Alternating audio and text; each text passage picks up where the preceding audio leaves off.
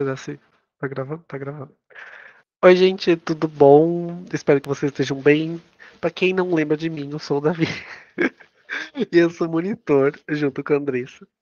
Mas eu não consigo aparecer tanto mais nas práticas, nas teóricas de vocês, porque eu tenho aula no horário, mas na prática eu tô sempre por lá. E foi me dada a missão de apresentar um caso clínico para vocês. E, bom, eu trouxe, trouxe o caso. É da paciente Juliana. Ela foi atendida pela Andressa na nossa prática de áudio 1 e ela teve seguimento depois na áudio 3 com nossos veteranos. Então vamos começar a falar da Juliana. A Juliana ela tem 12 anos. Ela chegou em março no SAF para avaliação e ela veio por conta de um diagnóstico diferencial que o neuro dela queria, porque ela tem dificuldade na aprendizagem. Ela já repetiu de ano algumas vezes. E ela também trouxe a dificuldade de compreensão de fala. Ela faz acompanhamento com fono há 4 anos, só que ela é de Júlio de Castilhos, e lá em Júlio de Castilhos eles não fazem a, o PAC. Então, ele quer saber se essa dificuldade que a Juliana tem, ela é por conta dessa possível dislexia ou ela tem um TEPAC, certo? Além de tudo isso, a Juliana trouxe também uma queixa de zumbido com a nota 6 do EVA. O EVA é uma nota que o paciente dá por desconforto que ele sente com zumbido, então a nota 6 é um desconforto já significativo, tá? Ela foi atendida na. Acho que é numa quinta, e daí na outra semana, já na terça, ela já veio fazer o PAC, tá? Bom, da nossa parte, uh, da Audio 1, a gente fez a meato e a avaliação audiológica básica, tá? No caso, a Andressa fez, a Andressa atendeu ela. Nessa parte da áudio 1, a gente realiza então meato, áudio, logo e imitância. E depois, na áudio 3, que os veteranos fizeram, foram os testes de PAC e os testes de eletrofísio nela. Bom, os achados da avaliação audiológica dela foram esses limiares assim lindíssimos lá em cima, com a média de 5 na orelha direita, a média de 10 na orelha esquerda, uma logo boa, curvas A nas duas orelhas, porém o grande problema é o que a gente acha aqui embaixo, que é a ausência de reflexo ou pouco reflexo em uma orelha. Isso nos traz a um decrutamento, um paciente com decrutamento. Quem não lembra o que é decrutamento, eu fiz um resuminho, tá? Vou falar um pouquinho sobre decrutamento. Decrutamento é quando o oitavo par craniano, que é o que é responsável por enviar o estímulo e gerar o arco reflexo, ele precisa, ele está com atividade neural reduzida e ele precisa de muita energia acústica para fazer isso, muito. Então, os reflexos podem dar ausentes ou super aumentados. No caso, o reflexo normal vai dar tipo de 70 a 100. Porém, sempre vem com essa queixa de tenho dificuldade de ouvir em ambientes ruidosos. E aí, você vai fazer áudio, tá lá os limiares lá em cima, lá 5, 10, ouve bem, vai bem na logo, porém não tem reflexo. Não tem reflexo. Logo, você está de cara com um recrutamento, tá? Aqui é o laudo dela. Bom, os limiares auditivos entre os padrões de normalidade, ok. Nenhuma dificuldade de compreender a fala, certo. Mas a paciente trouxe queixa de compreender a fala. Porém, na parte da logo, ela não tem outro estímulo competitivo. Na logo é só a fala. E a dificuldade de um paciente com decrutamento de compreender a fala em um ambiente com outros estímulos. No caso, um ambiente ruidoso, mercado, rua, enfim. As curvas do tipo A, ok. E reflexos apenas em 1000 e 2000 na orelha direita, tá? Então, como eu havia dito, o neuro dela suspeita de uma dislexia e ele quer que a gente faça esse diagnóstico diferencial de se é um TPAC ou uma dislexia, tá? Então, a Juliana foi para os testes de PAC, os nossos testes comportamentais. Aqui no TDD, vocês sabem aquele dos números, né? Houve um par de números, houve outro par de números, e aí fala os quatro. Aqui ela teve uma pequena alteração na orelha direita, que seria o normal seria acima de 25%. Ela fez 25, 95%. Ela fez 90 na orelha direita e 100 na esquerda. Esse 5% de alteração pode não ser nada, ou pode ter um impacto significativo. Quando são valores assim muito pequenos para normalidade, aí é meio que algo subjetivo de indivíduo para indivíduo. 5% para Juliana pode ser nada. Ela vive a vida dela normalmente, nem sente falta dos 5%. Agora, 5% para o fulano pode ser muita coisa. Atrapalha muito não ter esse 5%, tá? Então, nesse caso, não, não interfere tanto, porque Juliana tem 100% na sua orelha esquerda, 90% na sua orelha direita. De 5%, talvez ela não sinta falta, ou sinta muita falta, possa estar incomodando muito ela. Porém, com a queixa que ela traz, acredito que eu, em minha opinião, vendo assim clinicamente, acredito que não.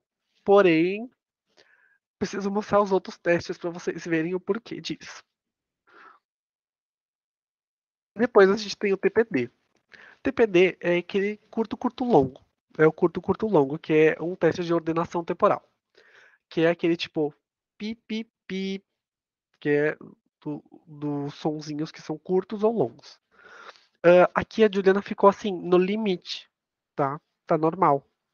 Só que vale relembrar e ressaltar que os testes temporais são muito importantes para compreensão de fala, porque a nossa fala não é algo linear, a nossa fala ela tem frequência diferente, tem duração diferente, tem tom diferente, a gente modula ela de formas diferentes. Então, os testes de ordenação temporal são muito importantes na detecção de fala, certo? Fica esse ponto que eu vou, dessa tecla que eu vou bater várias vezes aqui. Depois disso, a gente tem o TPF, que também é um de ordenação temporal, no qual de 30 a Juliana acertou 6, ou seja, alteradíssimo. Ela tinha que ter feito no mínimo 76% e ela fez 20%. Leva a reforçar aquela queixa de que ela não entende em ambiente ruidoso. Não entende que é difícil, ela se perde, finge. Sabe quando você não ouve alguém e você não entende o que a pessoa fala e você só, tipo, dá uma risadinha e torce para não ter sido uma pergunta nem nada? Assim que tá a Juliana. Não entendendo em ambiente ruidoso. E aqui o teste tá aqui para demonstrar. A ordenação temporal dela, de frequência, tá bem alterada mesmo. Passando para o próximo, que é o RGDT, outro teste de resolução temporal deu bem alterado também, tá? Deveria ter dado menor que 10 milissegundos, deu 21. Então, também bem alterado, reforçando de novo esse problema em detectar fala. Nesse caso, nesse teste aqui, gente, o RGDT é aquele que tem que faz dois apitos, ele faz pi ou pipi, né? Esses números aqui, eles são o intervalo de tempo entre um apito e outro, em milissegundos. Só que o aplicador desse teste não sei se não lembrou, não.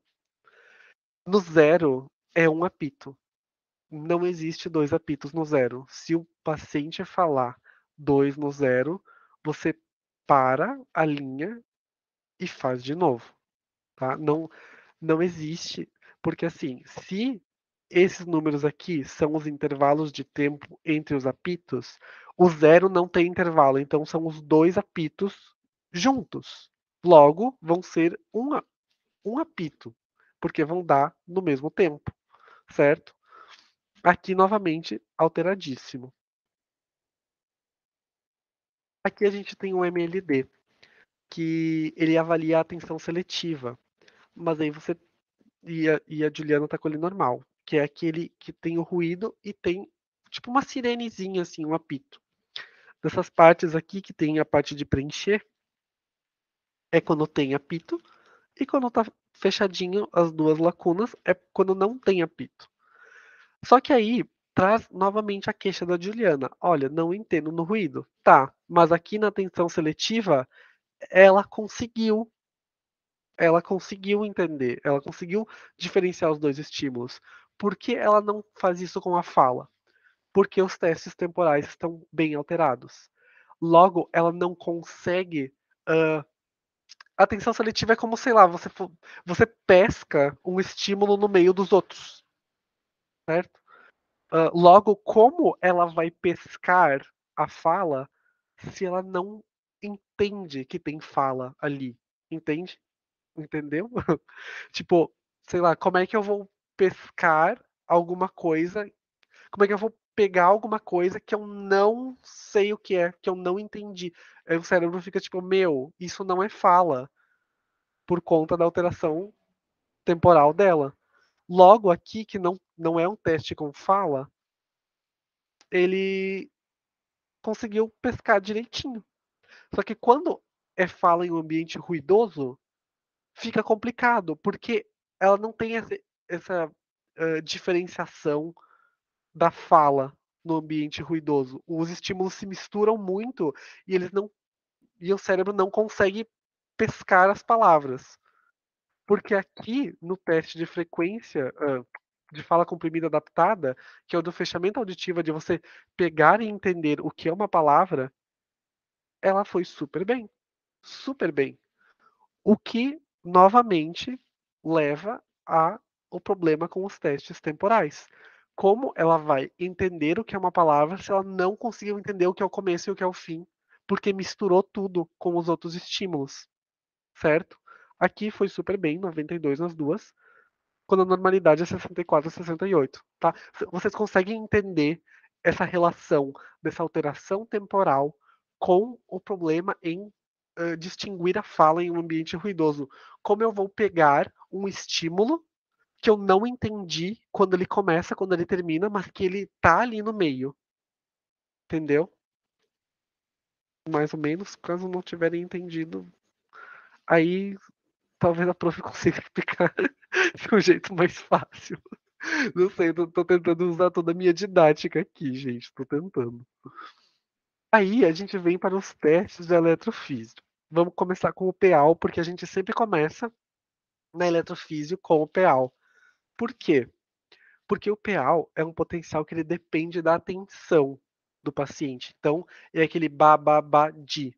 Você vai pedir para o paciente contar os dis, tá? E aqui a gente vê no, no PEAL da Juliana que aqui o P1, o N1 e o P2 também, eles estão um pouquinho. Mais o P1 e o N1, eles estão com a latência não, com a amplitude deles bem baixinha, que poderiam ser picos lindos e maravilhosos, que são justamente responsáveis pela duração, pela frequência e pela intensidade. Justamente os testes em que a Juliana teve dificuldade. No N2, ela entendeu o di. O di, que é novamente a. Voltando aqui para o teste de. Volta aqui para cá. Esse aqui mesmo. Atenção seletiva, o di. Entenderam? O di, ela entendeu super bem.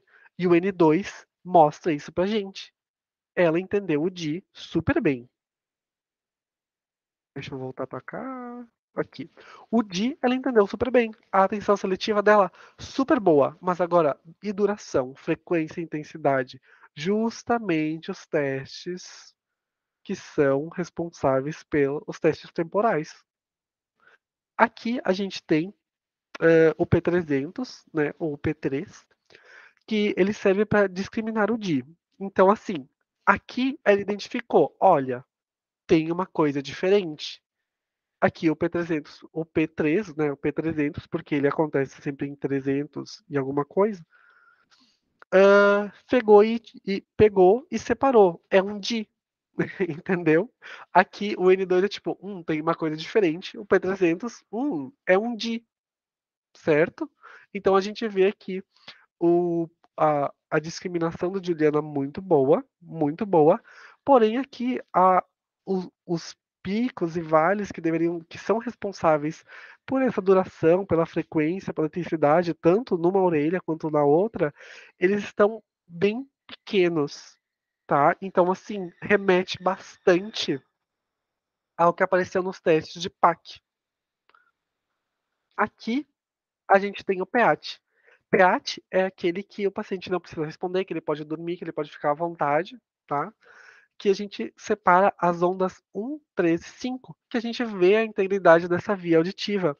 E vocês notam aqui que tem duas ondas, a gente sempre tira dois, porque a via auditiva ela tem que se comportar do mesmo jeito ou parecido duas vezes. Para o teste ser fidedigno, precisa se comportar igual ou parecido duas vezes.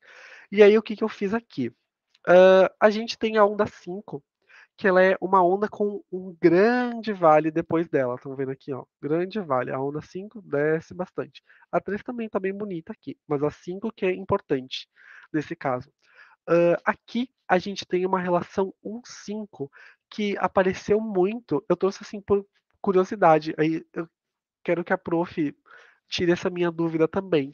Se em casos de TDAH, a onda 1 ela fica maior que a 5, ao menos em uma das orelhas.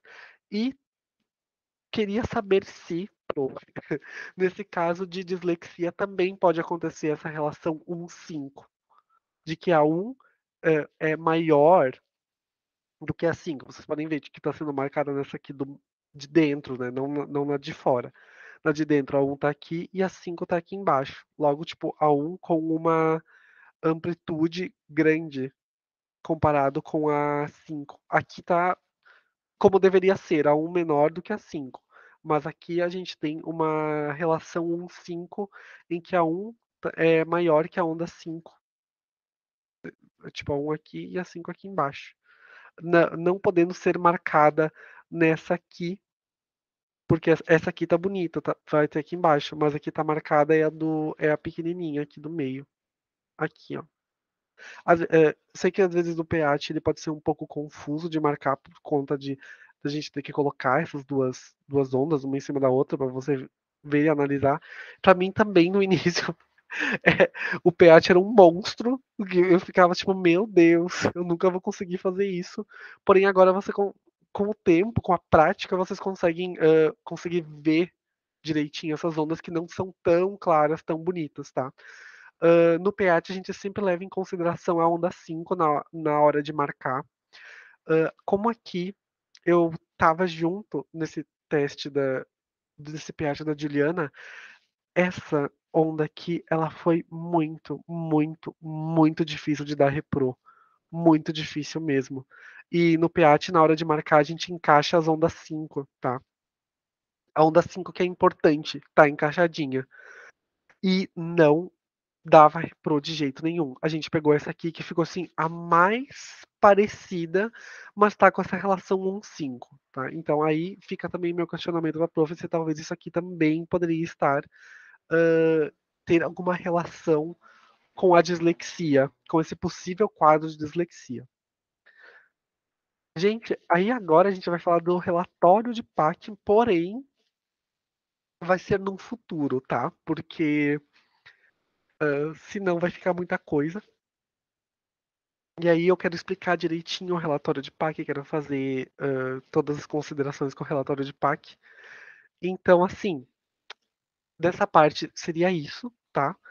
Eu espero que vocês tenham entendido as relações que eu fiz. É a primeira vez que eu tô tendo que explicar algo assim, tipo, explicar assim. E aí eu tô um pouquinho assim, será que fiz certo? Será que deu pra entender ou não? Por favor, gostaria de um feedback, se possível. Qualquer dúvida, vocês podem conversar comigo, me chamar no privado, que eu tento responder na medida do possível do que eu souber. E eu acho que seria isso. Muito obrigado e espero que vocês consigam tirar algum aprendizado dessa aula, tá? E é isso.